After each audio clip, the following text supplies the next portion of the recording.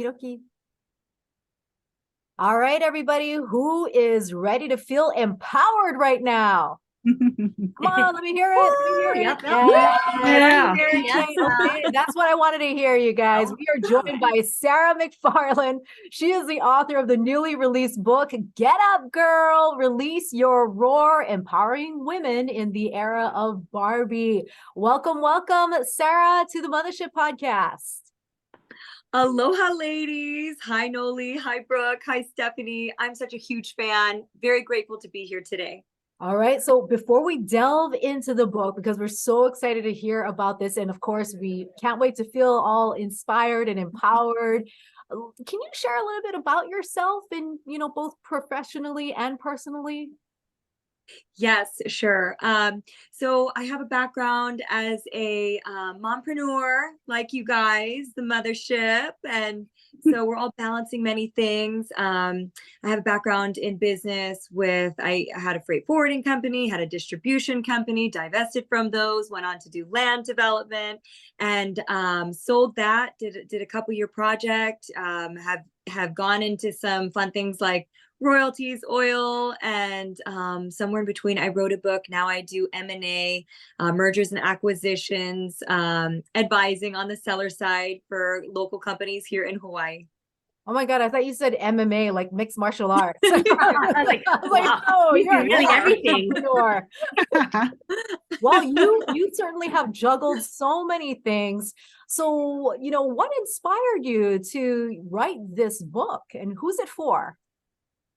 Well, it is for ladies everywhere. I was inspired really just kind of getting up in the process of my own journey and finding my own voice and kind of just coming to terms with some difficult things that I had gone through. And I was actually writing this book a couple years ago, Get Up, Girl, Release Your Roar. And then I found out as I was writing it, I was really going to have to get up and go through the deep process of finding identity and reaching purpose and kind of rediscovering who I was, because so much of who I was wrapped up in what I did.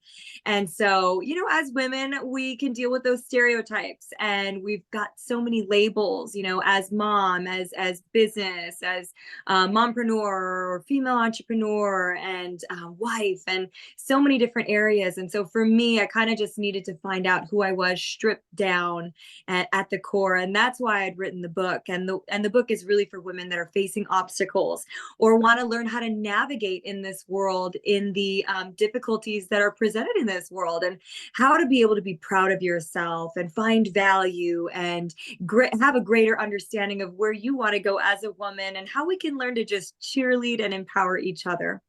Wow, that is so great, Sarah, because I feel like this is something that we should talk about more openly. And I feel like, that the pressures are there, but there's not enough, dialogue going on. Or I feel like maybe we as women, we know this, but we might feel a little bit too ashamed, to admit that, hey, we're doing this because we're trying to fit a mold, or we're doing this because of the pressures from society. What are some of the ways that our listeners, moms out there, fellow women, how can they identify, when they are going down this rabbit hole of, not being their true selves, and then how can they gain that courage to break out of it and to find the courage to embrace who they really are? Yeah, I think it's a journey and it's a process. And when we find ourselves kind of going down this stereotypical mold, we've got to really redefine, is this really who I am? Is this what I really was born to do? Is this my purpose? Is this legacy driven? Is it, purpose filled? And am I proud of where I am? For me, I'm Korean, and I'm a second generation Korean woman. And so, B's were like F's growing up, right? And so it was just like work harder and do harder, And so, and then my father was a special forces ranger. And so it was just a real high level of perfection and the pursuit of that. And I think we can just get so exhausted, we have to fill so many roles and so many molds and so many labels. And I had this like real break free moment of like, who am I without a business? who am I stripped down? COVID allowed me to do that, but who was I, you know, not necessarily hiding behind things. I felt like my whole life I was just, if I'm being real and I'm being raw and I'm just letting it out there, I felt like I just was walking forward with a mask of who I thought I was supposed to be. It looked a certain way. And when I really began to let that go, I just found so much freedom. I didn't really like who I created myself to be. And that's a problem because you need to love yourself. We need to life is hard and we're navigating as moms, as business owners, as homemakers, as we're navigating so much, and you really got to like who you are. And I found out I didn't really like that person. I was this businesswoman. That's all I really knew who I was. And I was like, who am I at the core? And what I found was that was so correlative to what I wanted to fill in life. And that got me on this journey of just purpose and identity and being able to release my voice. I felt like I was, only speak when spoken to kind of thing. And really had a hard time releasing what I felt on the inside. And especially as women, sometimes in business, things look a certain way. And I was like, I don't really like that. I'm going to have some boundaries here. I'm going to create some balance. I'm going to say no to you, and it was okay through that process of really beginning to build and shift some things and be okay. And now I love who I am and what I'm on the course to finding and on that pathway. But we've got to be easier to one another. We've got to give each other grace. We've got to learn to value who we are at our core. And in doing so, we'll be proud enough to lift other women up too, and confident enough to lift other women up the way they should be. Can I ask you, how old are you, Sarah? I'm 38. Wow. I only ask that because I mean, that's so awesome that you are able to just, identify all of these things and then have the courage, because it takes a lot of courage to break through all of this and say, okay, hey, I'm gonna just do I'm gonna do me, you know what I'm saying? But I'm doing I imagine for others it could take longer, or I mean, and the only reason why I bring this up is because when hearing you just talk now, it kind of brings me back to like our days in college. Like I felt like that was such a time of self-discovery, because you're chasing after your dreams and you're like so young, and you're listening to your parents' expectations, and then later on you start to, through trial and error, understand what it is you want and listen to that voice within. And then some people actually have the courage to maybe, okay, you know what, I'm not going to major in this anymore, I'm going to actually do what I want to do, you know what I'm Yeah. saying? So it's like, Mhm. that is so, I mean, not to put the spotlight on you, Noli, but I remember you were like, wanting to do medical, and then that took a different route too with you, right? I think, yeah, you're right, Steph. I think because my parents, I'm from an Asian, they immigrated, right? And my dad is in medicine.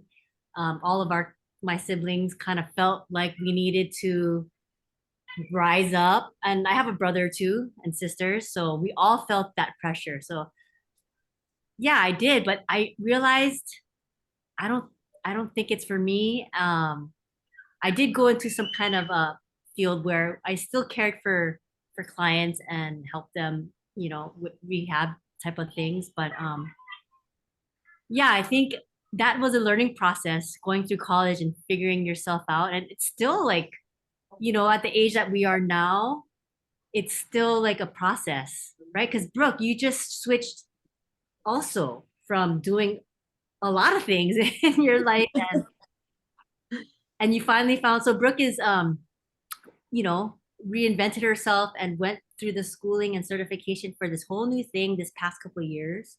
Mhm. We're very proud of Brooke, and yeah, she's like the example of she got up. This girl got up, and she's doing her thing now.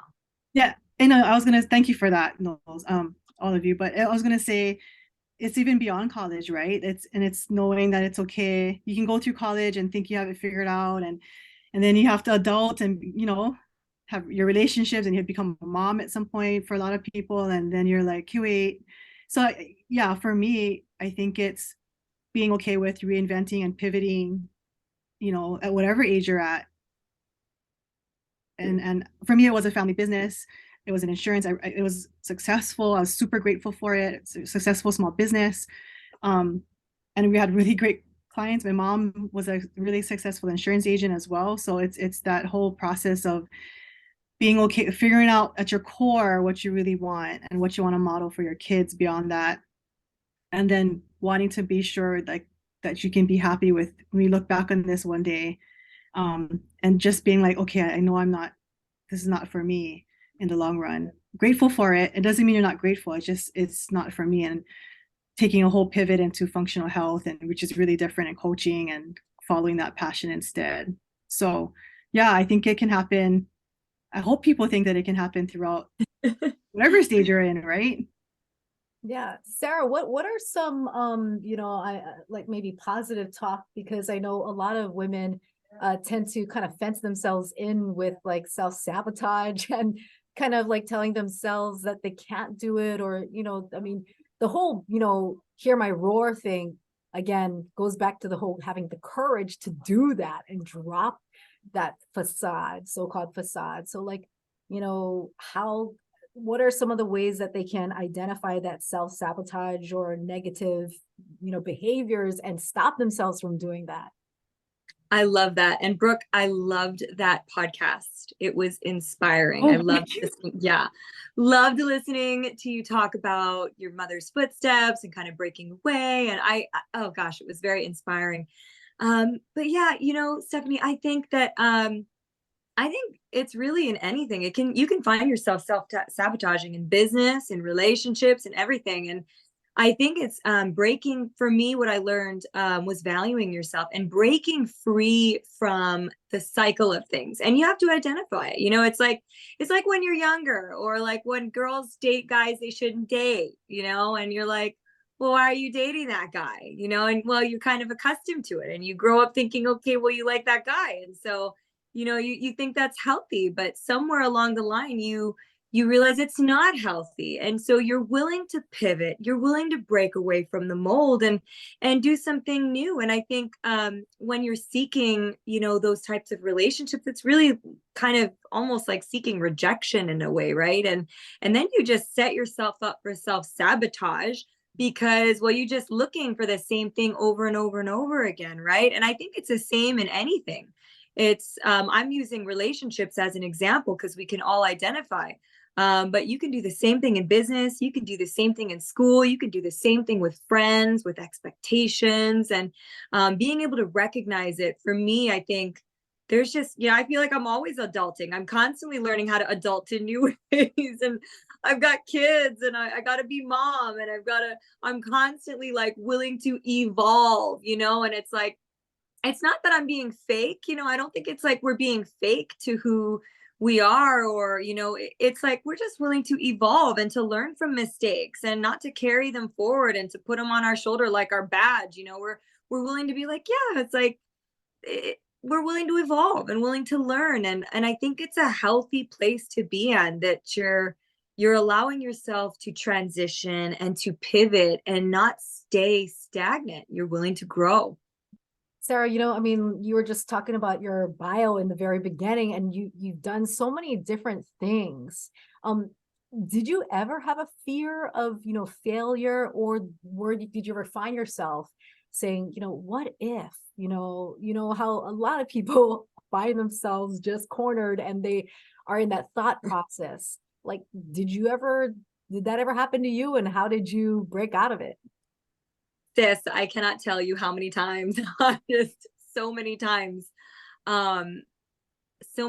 where I'm like leveraged with everything, in business. When I started, I helped to start Landmark, which is now Aloha Freight. It's one of the largest freight forwarding companies in Hawaii, and I divested from that. And man, I can tell you, I was leveraged. I was really, really leveraged starting that up.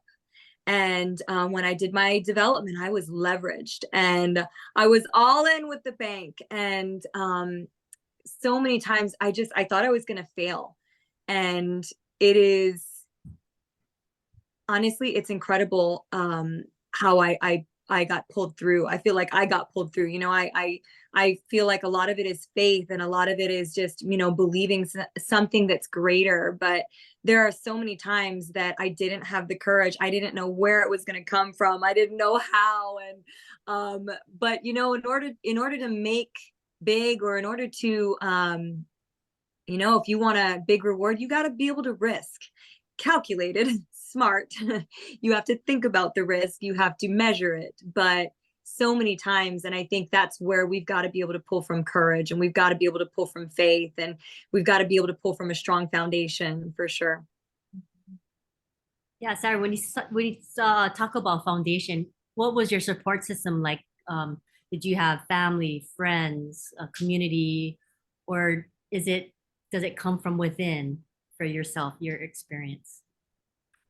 Um, I would say it's a culmination, and I don't want to leave anybody out, and I don't want to leave, you know, and I think that it is a culmination. It's a culmination of family. It's friends. It's being lifted up by people that love you, and you know, cheerleading you, and being able to kind of push you forward into the destiny that you feel like matches up with you. And it takes perseverance. It takes knocks on the doors and getting slammed. I mean, I can't tell you how many times I have been the door has slammed in my face, and it is embarrassing almost, because I'll just knock again and knock again and knock again.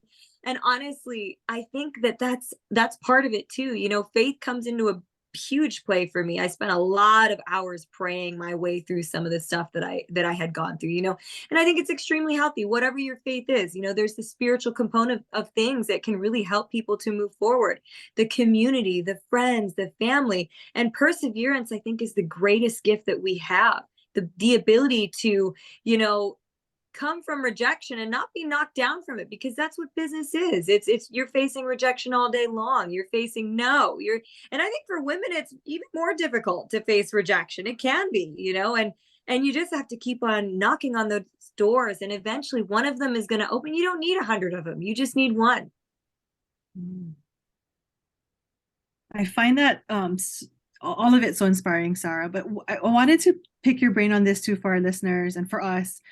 What are your thoughts on just women supporting women? I feel like that's an area that we could use so much more conversations about. Is one of the big reasons why I'm grateful for this podcast and just having space with a couple of my best friends to talk and be supported, and then get to meet inspirational, awesome people like you, especially the women, the working moms, the caregivers out there, right, that are female too. But I feel like it's not spoken about enough. I feel like as women, we need to lift each other up. I feel like there's space at the table for everyone to lean in. And it's not like we have this set pie that we all have to take a smaller slice from. I feel like the pie can be bigger. So do you have any thoughts on that, and how we can kind of help each other out and normalize that for us? I love that, because what you're talking about is an abundant mindset. Mm-hmm. And you're actually talking against a scarcity mindset. And I think where fear and competition lie, that's where scarcity mindsets go. But you're talking about abundance. You're actually talking about pioneering in these areas. I love what you ladies are doing. You're giving a safe and healthy space to lift up women who really need to hear it, because some of these women have been beaten down their whole lives, you know, and some of them have been competing their whole lives in a very unhealthy space, or they've been competed with, and they're like, well, if I give my name out, if I give my help out, if I give myself into this safe space, am I able to do so? You know, is it going to be well reciprocated? And I think that's what women are dealing with now. And so when you pioneer in the mothership, you know, when you're pioneering in these healthy spaces, you're actually setting a tone, and you're saying, you know what, we all can have a piece of the pie, and we all can lift each other up, because there's a lot of fake feminism out there, and I'm sick of it. And I think the whole world is sick of it, right? You know, and feminism, I think, is at a real defining moment where we're like, well, where is it going? We don't really want to embrace what it used to be, because we're evolving as women, and it was kind of a little negative, and maybe it needed to be at a certain era, and we were really fighting hard. But I feel like in going forward, everybody can be a piece of that pie, guys included. You know, we want to build a space for our men. You know, we don't need to get by emasculating our counterparts. You know, I think that it's a healthy place for us all. That doesn't mean that, you know, uh, chauvinism doesn't exist. You know, that doesn't mean that toxic male masculinity doesn't exist. That just means that we don't have to embrace that. We can recognize their maybe mistakes, their failures, and kind of pivot with championing how we want to win and be victorious. Woohoo. Woo! Yes. Hold Get on, up, ladies girl. and guys listening. No, So really, really, yeah, so there's some takeaways for men too, then, right? for sure. Absolutely. Yeah. Okay. So Sarah, you also talk about having healthy boundaries, you know, for the professional working women. I'm interested in hearing more about that. Awesome. Well, I think boundaries are so important, because if you don't have boundaries, people walk all over you, and then you think, okay, well, if I just do this and if I just do that. No, just because you do everything doesn't mean that people are going to respect you. People are going to walk all over you if they think that you're always available, always free. So it's very good to set some boundaries and not to overextend yourself, because as women, we want to take on everything, but something is going to have to give. If we give our time to someone, that means someone in our family unit is going to have less of it. Someone in our business, our ability to produce and make money, our caregiver situation, whatever it is, we're going to have less of it to give to somebody else that may really need it. And so you should value your time. And that doesn't mean the friend or the business partner or the client that is late one or two times doesn't get a free pass. That means if someone is consistently late, consistently 20, 30 minutes late, then that's where you say, okay, well, you're not valuing my time. And it's healthy for you to put a boundary and say, you know, maybe not, you know, maybe I'll begin to push back a little bit, because ultimately that's your time. That's your value. And that goes for everything. That's not just addressing time, but that's how you should address really life, business, friendships. And if you value yourself, then other people will value you too. You know, in this day and age, you know, we see the power of social media. We see the effect that it has on our children. And, you know, since we're women, I mean, we can focus now on our daughters, and we're seeing the impact that they have on our daughters, and, you know, still promoting those stereotypes, you know, and pushing it really hard for them to fit a certain mold. In your opinion, Sarah, do you feel that we as a society are heading in the right direction in helping even young women, daughters, you know, break this mold in what you are, you know, trying to promote in your book? Are we headed in the right direction? And if not, you know, what more needs to be done? Well, I think there's positives and there's negatives. The positives of the world are you ladies and doing what you're doing with this podcast and providing information and getting it out. The negative is what we're inundated with every day. And that is the social media component of things, where we're comparing ourselves to the Kim Kardashians of the world. That it's just not realistic. It's not realistic. And there's so many circumstances and situations that, you know, women that we're looking up to, maybe not Kim Kardashian, but there's some successful role models that we are looking up to, that are running businesses and empires that we want to be like. And we're comparing ourselves, or we're comparing ourselves to the fitness model or this, that, and the other.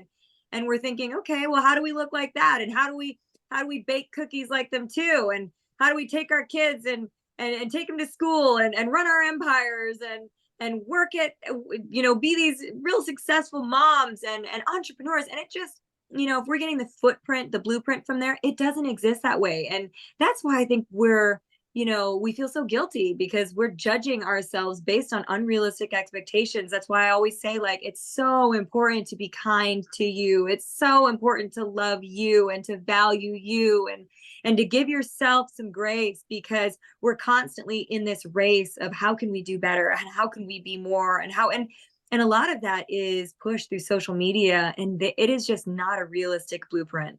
Mm-hmm. How many children do you have? I have two. And they're boy, girl? Yeah. I've got one boy, 12 years old, one girl, 10 years old. So I feel like I should give you a break because we've been asking you so many questions, but this is really such a good Love topic. it.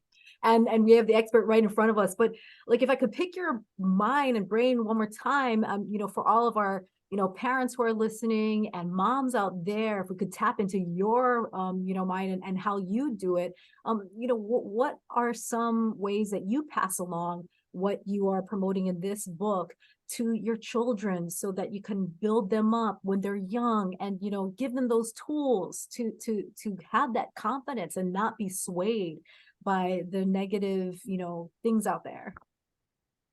Every day I've got to tell my kids, it's either my husband or myself driving him to school. And every day I'm telling him, what can you do to stand out? What can you do to make a difference? All of the things that you're doing in your life, it is, what is the purpose of it? If you're learning in school, I was having this conversation with my son the other day, and I'm like, okay, well, he's a brilliant boy, and he's just a brilliant boy, very smart. And I said, well, okay, so what's our goal? We want to go to this college. I mean, he's only 12, but I'm telling you, he's mapping it all out. Maybe that's my fault, the Korean in me. I don't know if he's gonna have trauma when he's older, but I said, all this stuff that you're doing, what's the end goal? Is it just to make money? Because if it's just to make money, I mean, that doesn't really do it for people. You got to have something deeper than that. And said, what's the purpose? And we have this dialogue, we have the conversation. I said, schooling and why mommy's working hard to get you to the right place, and why you're working hard to stay there and to have the good grades. It's a team collaborative effort, but the end goal is to make the world a better place. It is to change things and to be able to bring light and to be able to bring positivity. And I told him, I said, make money not to be rich, not to have a nice house, not to have a nice car, because that stuff will fade away. And it really doesn't mean that much. And when you're 90, looking back, are you going to think about the car you had? Are you going to think about the difference that you made? And so having these conversations with the kids, I know it seems like a lot of pressure, but I don't want them to live a life wasted. I want it to be purpose driven, because I feel like my kids are privileged. And I want them to take what they have, and to not waste it, to take what they have and to do something great with it. Because what a waste and what a shame if I raise my kids to be spoiled and play on their computers all day and let them be on social media all the time. And I feel like we've got a duty to try and fix the brokenness out there. And they probably don't want to see the Korean side of mom too, right? Roar. No, it's a different kind of roar. I watched your other podcast. Don't ask me if I'm the tiger mom. I'm not answering. Sarah, that's so inspirational for us to hear all the great things that you're saying and how you inspire your kids. Who inspires you, or who inspired you? Wow, I love that. I think a lot of people inspire me. My dad inspires me. He's a really hard worker, and he's written a couple of books himself, history books, and yeah, he's definitely a huge role model for me. There's people all around in Hawaii that inspire me too. We have local leaders here. There's a woman by the name of Yusai Khan, and she did a lot for China. She did a lot for bridging American-Chinese relations. And I just went to New York to go and celebrate some of her achievements. And she was recognized by the Chinese Institute of America. There's women like that all over, and past and present, the Mother Teresa's, the Oprahs of the world, the Princess Diana's. And I think there's so much to pull from, and so many women, past and present, that we've got to, if we choose, we've got a really great resource. And of course, you ladies inspire me. You ladies, with everything that you're pioneering. I love what you're doing. Wow, I would love if we could actually, finish this podcast with some steps, some action steps that maybe your listeners can take. And I just thought of one with you talking about seeking inspiration from all those around you. I mean, for those listening, maybe one of the first steps could be to identify somebody that you do admire, and, you maybe ask them for help or advice and maybe guidance if that is what you feel that you would need in order to find that courage to embrace who you are. Anybody have any others? Surround yourself with good people, positive thinking, positive energy. Absolutely. And I think it's important not to be shy, to take away and to ask, to be mentored with the generations that are leaving us. We've already got the greatest generation almost entirely gone. We've got the silent generation on their way out. And I feel like we need to bridge that gap, and we've got to learn from them. They've got a lot of great, I was taught to respect my elders growing up, right? That's Asian, right? We all know that. And so really being able to pull from them as they're on their way out and ask them, how'd you do it? And tell, they were a persistent generation. What'd you do to get there? And what'd you learn from your parents, who were some of the greatest people that I think ever lived, that greatest generation? I think I'd add to that. Those are all great. I think I'd say also, embrace the messy parts of it. Because when you're looking at, social media and all that stuff, no matter what, there's some comparison, right? And it's curated. So being really conscious of who you're following, look for honesty, look for authenticity. Those are the accounts that I like to follow now. And I know that there's a lot of growth and goodness in the messy parts too, because there's always something you can learn in every situation. You can learn what not to do, which I think is always a good thing to learn, big lessons in that too, right? So that would be my advice too, is I think there's lots of growth and courage finding when you are okay with the messy parts and okay with the days that don't go as planned too. Sometimes that's just the way it is. It's okay. Have grace, right? Treat yourself like you treat your best friends too. I love that. That's so good, Brooke. Yeah, the process is so hard, but if we're willing to go through the process, we're going to come out on the other side and it's going to be beautiful. And the messy stuff, the dark parts where you're like, where's the light? You feel like you're growing in the dark, but that's some of the most beautiful stuff that comes out on the other side. Oh, well, for all those who can't wait to read your book, Sarah, where can they find it? It is on the internet all over. It's on Amazon. It became a bestseller. Wow. So I'm Congrats. excited. Yeah, congratulations. Congrats. Woo, thank you. It's you can find it on Amazon. Right on, Sarah. And are you going to be working on another book, or do you have any other exciting projects coming up?